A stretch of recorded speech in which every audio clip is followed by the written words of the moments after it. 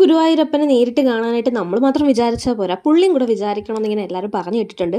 അപ്പോൾ എനിക്ക് ആ ഭാഗ്യം കിട്ടിയത് ഇപ്പോഴാണ് കേട്ടോ. അങ്ങനെ കുറേ വർഷങ്ങളുടെ കാത്തിരിപ്പിന് ശേഷമാണ് ഞങ്ങൾക്ക് ഈ ഒരു ഭാഗ്യം കിട്ടിയത്. ഞാനും അനിയത്തി ആദ്യമായിട്ടാണ് പോകുന്നത്. അമ്മ മുമ്പ് പോയിട്ടുണ്ട്.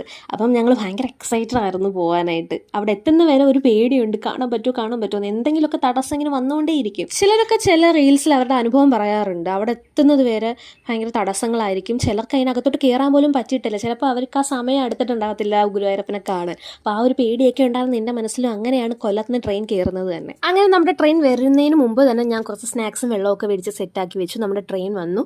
നമ്മൾ ഇവിടുന്ന് എറണാകുളത്തേക്കുള്ള ടിക്കറ്റാണ് എടുത്തേക്കുന്നത്. സീറ്റ് അവൈലബിലിറ്റി ഈ ഒരു ട്രെയിനിനെ ഉണ്ടായിരുന്നുള്ളൂ.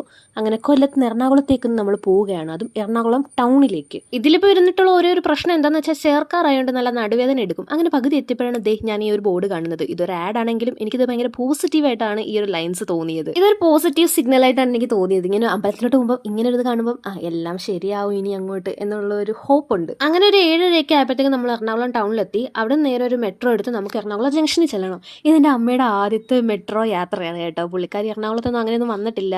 അപ്പോൾ നമ്മൾ വിചാരിച്ച് മെട്രോയിൽ ഒന്ന് കയറ്റാം. അങ്ങനെ മെട്രോയിൽ പോകാമെന്ന് വിചാരിച്ചു. പിന്നെ എൻ്റെ അമ്മയ്ക്ക് എക്സ്കലേറ്റർ കയറാൻ പേടിയായിട്ട് നമ്മൾ ലിഫ്റ്റിലാണ് പോയത്. പക്ഷേ ലിഫ്റ്റിൽ കയറി എനിക്കാണ് പണി കിട്ടിയത്. എനിക്ക് എന്തോ തലകറങ്ങുന്ന പോലെ പെട്ടെന്നൊരു സീറ്റിട്ട് ഞാൻ അവിടെ പോയിരുന്നു. ഇവരൊക്കെ അവിടെ നിന്നു. അങ്ങനെ ഇറങ്ങിയിട്ട് വീണ്ടും ഞാൻ എക്സ്കലേറ്ററിൽ തന്നെ കയറി താഴോട്ട് ഇറങ്ങി. എന്നിട്ട് നമ്മൾ ഇനി കഴിക്കണം. ഫുഡ് കഴിച്ചിട്ട് നെക്സ്റ്റ് ട്രെയിൻ പിടിക്കാൻ പോകാൻ പറ്റത്തുള്ളൂ. അത്രയ്ക്കും ടയർഡായിരുന്നു നമ്മൾ. അങ്ങനെ അവിടെ ഒരു വെജ് ഭവൻ എന്ന് പറയുന്ന ഒരു റെസ്റ്റോറൻറ്റ് എൻ്റെ അനിയത്തി മുമ്പ് പോയിട്ടുണ്ട്. അപ്പോൾ അവിടെ നല്ല ഫുഡാണെന്ന് പറഞ്ഞിട്ട് നമ്മൾ അങ്ങോട്ട് ചെന്നു. ഞാൻ വലിയ എക്സ്പെക്റ്റേഷൻ ഒന്നും ഇല്ലാതെയാണ് ഈ ഒരു റെസ്റ്റോറൻറ്റിലേക്ക് ചെല്ലുന്നത്. പക്ഷേ നല്ല നീറ്റൊക്കെ ആയിരുന്നു. അങ്ങനെ നമ്മൾ 3 പേര് മസാല ദോശ ഓർഡർ ചെയ്തു. കാരണം എന്താണെന്ന് വെച്ചാൽ അമ്പലത്തിലോട്ട് പോകുന്നോട്ട് നമ്മൾ വ്രതമാണല്ലോ. പക്ഷേ അപ്പോഴും എനിക്ക് വല്ലാത്തൊരു സർപ്രൈസാണ് അവർ തന്നത്. നല്ല അടിപൊളി മസാല ദോശ. ഈ ഒരു ക്വാണ്ടിറ്റിയിലൊന്നും നമുക്ക് കൊല്ലത്ത് കിട്ടത്തില്ലെന്നേ.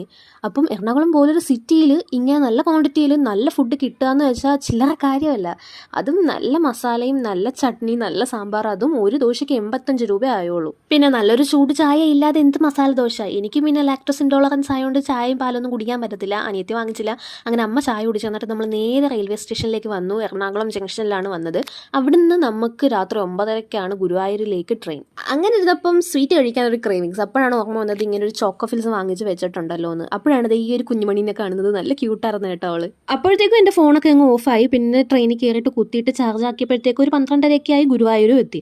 അവിടെ എത്തിയപ്പോഴോ ഒരുപാട് ആളുകളുണ്ടായിരുന്നു അമ്പലത്തിലേക്ക് പോകാനായിട്ട്. അതുകൊണ്ട് തന്നെ പേടി വേണ്ട. ആരൊക്കെയോ പറഞ്ഞു അത്ര സേഫ് ആയിരിക്കത്തില്ല, പെൺപിള്ളേരെ കൊണ്ട് രാത്രി ഒന്നും പോകലെന്നൊക്കെ. പക്ഷേ ഈ ജനങ്ങൾ മൊത്തം ഗുരുവായൂർ അമ്പലം നടയിലോട്ടാണ് കേട്ടോ. പിന്നെ പുറത്തിറങ്ങിയപ്പോഴത്തേക്കും ഈ ഒരു എൻട്രൻസ് കണ്ടപ്പോഴത്തേക്കും എൻ്റെ അനിയത്തി പറഞ്ഞു നോക്കെന്ന് പറഞ്ഞ് എന്നെ കൊണ്ട് വീഡിയോ എടുപ്പിച്ചു. അപ്പോഴാണ് ഞാൻ മനസ്സിലാക്കുന്നത് ഗുരുവായൂർ അമ്പലത്തിൻ്റെ ഒരു ഡിസൈനിലാണ് എൻട്രൻസ് ചെയ്ത് വെച്ചിരിക്കുന്നതെന്ന്. അങ്ങനെ അവിടെ നിന്ന് നടന്ന് നമ്മൾ ഓട്ടോ പിടിക്കാനായിട്ട് പോയി.